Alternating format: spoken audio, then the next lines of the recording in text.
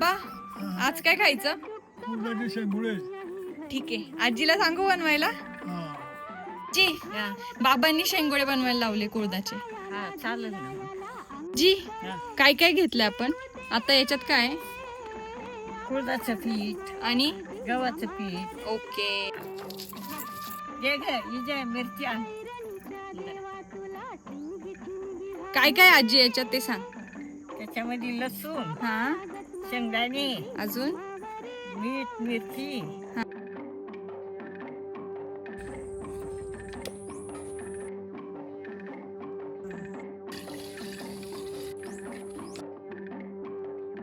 तब्येतीला निरोग राहतात. थंडीच्या टायमाला ते गरम असतं ना, थंडीच्या टायमाला भारी असतं खायला.